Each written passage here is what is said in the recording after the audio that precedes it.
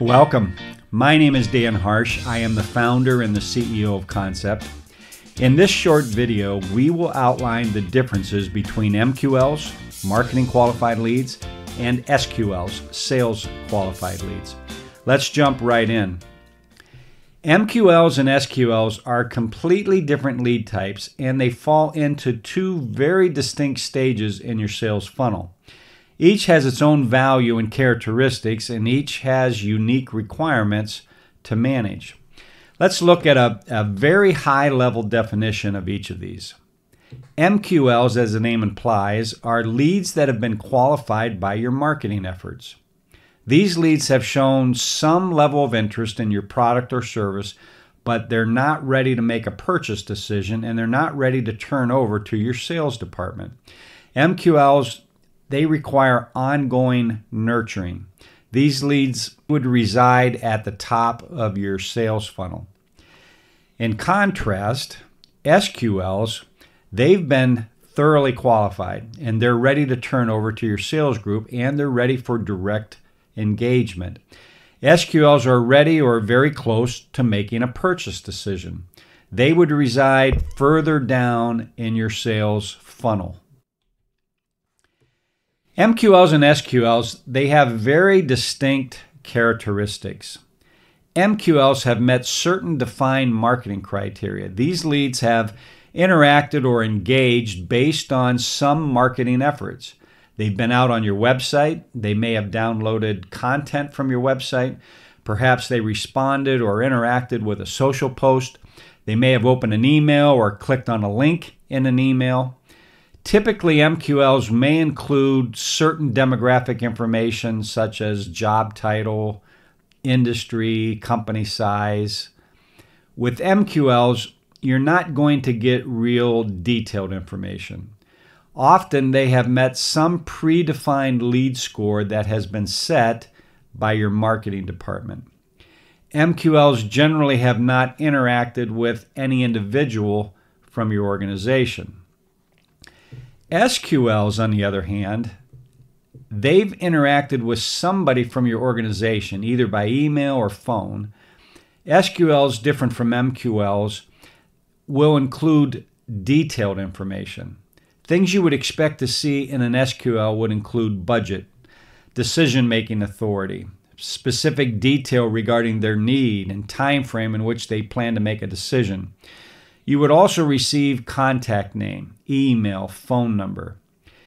SQLs have agreed to or requested a meeting or demonstration. They may even have requested a quote.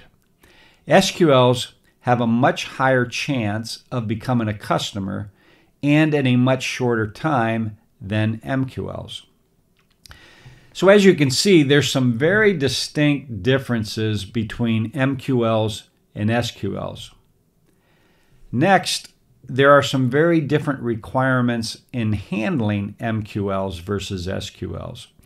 MQLs are generally managed and nurtured by your marketing team. The fact that they have not been qualified to the level of an SQL, there is no need or reason to turn them over to your sales group yet.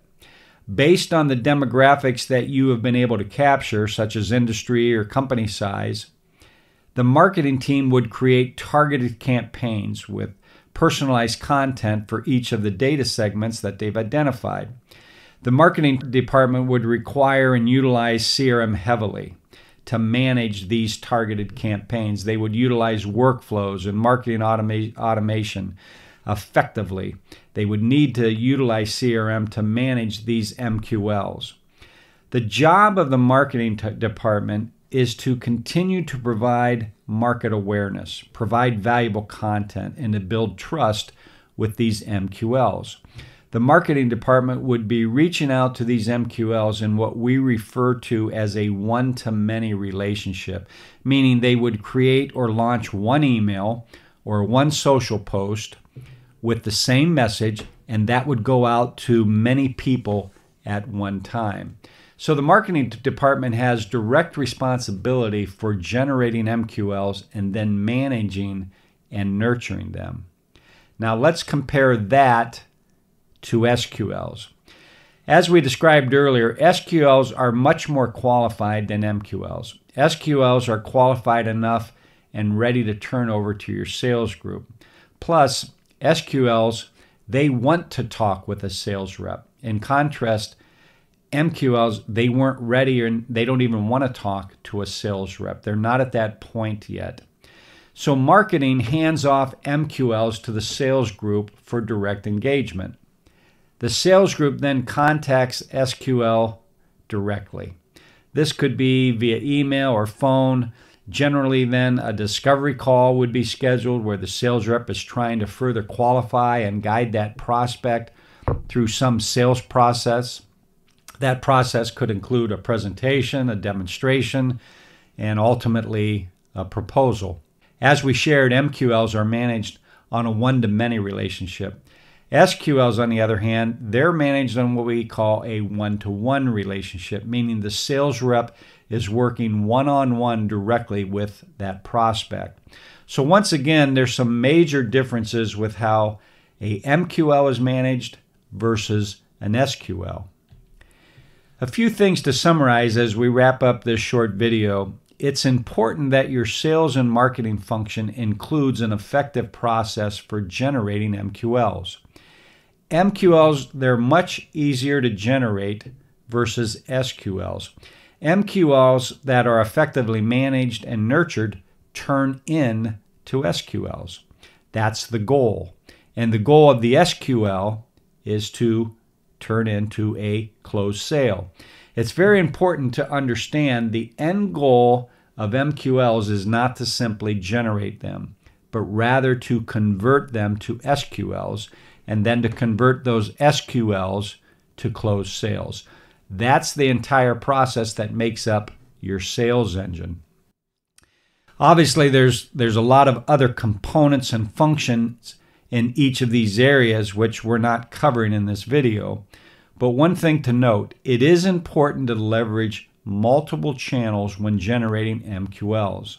Secondly, clearly define what you want the requirement to be for your MQLs. It is important that you have alignment between your sales and your marketing groups. It's important that they are working toward the same goals and objectives, and that should be closed sales. Lastly, the process for generating MQLs and SQLs, it must be a consistent process.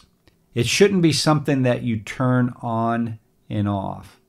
And CRM becomes a very critical component of this entire process. To be effective, you must leverage CRM, workflows, and automation.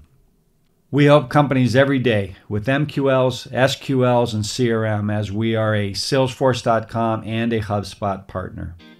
If you need assistance in any of these areas, we would enjoy an opportunity to speak with you. Hopefully this video has been helpful and has provided you with a little more insight for you to examine your own MQL and SQL process. Thanks for watching.